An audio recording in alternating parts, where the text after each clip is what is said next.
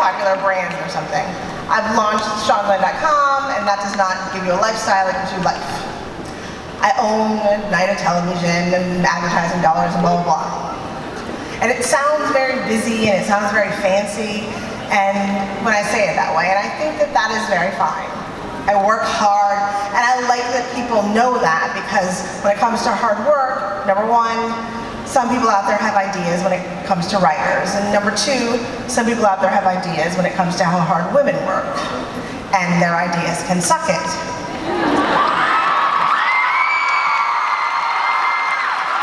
So if you ask me in front of sort of the grown-ups, in front of company, while I'm wearing like my nice clothes, that's what I will tell you. But if you ask me when it's just us, when it's just you and me here in the back room with the 10,000 of you, it's not that fancy. It's simple. I mean, let's get real. I can tell you what I do in one short sentence. I'm a storyteller. I tell stories. Yeah. I tell stories for a living, and they're mostly made-up stories. I make stuff up for a living. I spin yarns, I weave dreams, I just, whatever I want, I make stuff up for my job. It's a job. That's what I do, and it's not new, it's not a new job, it's not special, it's a job that is old as time itself. It's tribal. It's basically a campfire. I imagine stories and then I tell them around what at some point humanity all collectively agreed to treat as a modern campfire, the television screen, or really any screen these days. It's our campfire. You gather around and I tell you stories. The show starts, a spark is lit, a fire begins, and if the wood is good and the flame is strong, we all have this warm, cozy campfire to gather around. And it burns and burns for a very long time. And that campfire becomes a community. And we show up at that community campfire each week to hear the next tale. We have a campfire community. The stories and the shows have built this campfire community, and the stories have built basically just a full-on community. And suddenly you have a tribe. So that's what I do. I build tribes.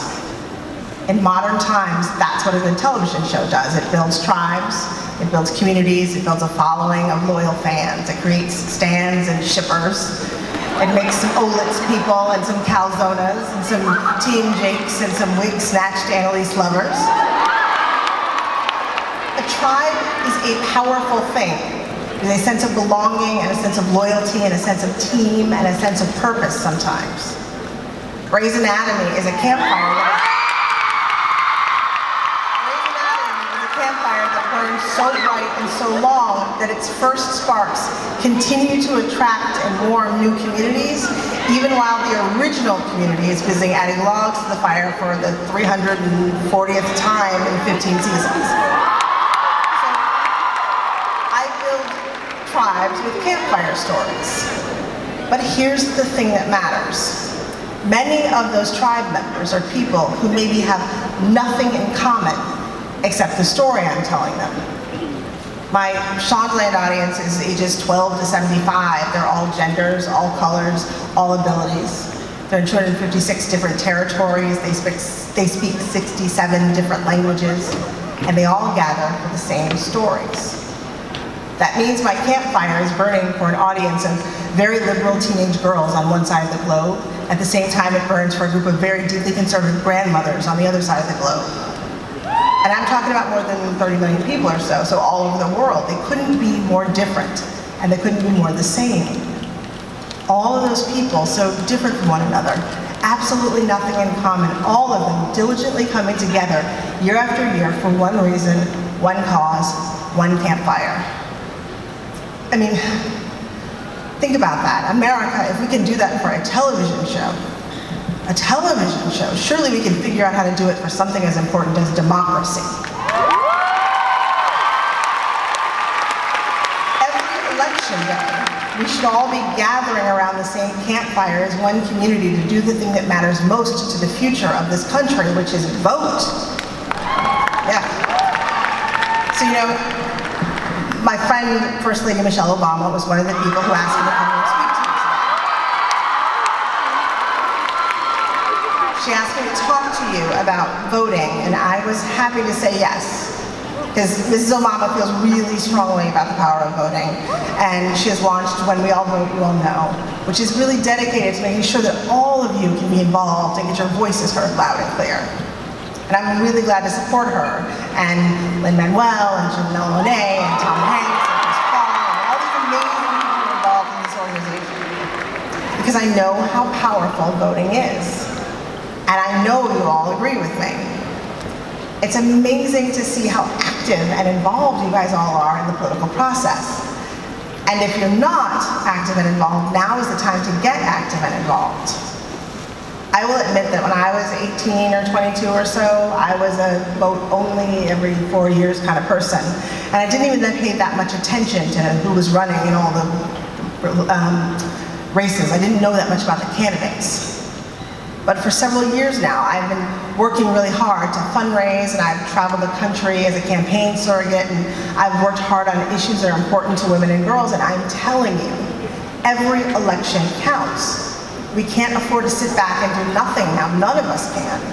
And it is quite clear that if you want your voice to be represented, if you want your face to be represented, then you have to get involved. You have to be a citizen, you have to vote. You do not want anyone else determining the course of your future. And I'm going to repeat that. You do not want anyone else determining the course of your future. If you care about women's health, or gun control, or the criminal justice system, or public education, or civil liberties, or immigration rights, or religious rights, if you care who sits on the Senate Judiciary Committee, no matter which side of the aisle you stand on, the only lasting way to make change or protect your issues is through the political process. The people you vote for, the people who are elected, are the people who determine how those issues are handled. The city council, the sheriffs, the judges, the controllers, the House, the Senate, the mayors, on and on. It's all about voting. So, the causes you take up right now matter. The fundraising for the candidates you do matters. The social media campaigns you wage have impact. The voters you register and get to the polls change elections. Now, I have a 16-year-old daughter. Her name is Harper. And one of my favorite things about her and everyone your age is that you are all kind of wild cards to the rest of us older people. And it's wonderful, because we have no idea what you're going to do. You think differently, you act, you care, and unlike a lot of us, you believe. And there are more of you who come from more diverse backgrounds and more backgrounds of color than any other generation in the history of the United States. Your generation, more than any other, has the political power right now to change the course of history in ways that none of us can even begin to imagine. And that can start right now, today. It can start as individuals, because every single vote matters, but it can also start, more importantly, together, because that's what today is for. Today is about every last one of you working together, using your collective voices and power and influence to inspire each other to vote and take part in elections and make a difference and demand change. Today is about coming together. Individually, you can accomplish so much, but you don't have to do it individually, because look at where we are. Look around. There are 10,000 girls here. Look at what you're part of. There's the LA Promise Fund and Girls Build. They're doing great work. With 10,000 girls, you're in a tribe. And a tribe is a powerful thing. It is a sense of patriotism, a sense of team, a sense of purpose. So we do not sit on the sidelines. We do this together. We're powerful. And after all, we are women. And we all know if we want something done right, we put a woman in charge. So today, right now, women, this is your opportunity to take advantage of everything offered here. Use the support and resources to go back out into your schools and your communities and gather your own tribes. Build your own campfires based on making change, using your activism, raising your voice to get heard. Like, I build tribes with my stories, but you can build your tribes with your activism. So what can you do right now? If you're 18, you can vote. It's your right, and every vote counts, as you know. Always vote. What else can you do now? If you're 17 and turning 18 before the next election, pre-register to vote. Yep, you pre-register and you'll be added to the voter registration rolls on your 18th birthday, as you all know. What else can you do now? You're not part of Girls Build? Go to the LA Promise Fund's website and apply to join. You're smart and you are the future, so go create some change. Yeah. What can you do now? You can pick up your phone and you can start the conversation. You can tweet, you can snap, you can post on Instagram, you can do whatever else social media things you do that we don't even know about yet. Start here today. Whatever's important to you. Lawmakers make decisions and create laws that impact you and your mom and your dad and your community. Voting is power, so you grab your tribe and you go and you be powerful. When we all vote, as we all know, we can change the world. Thank you for listening to me.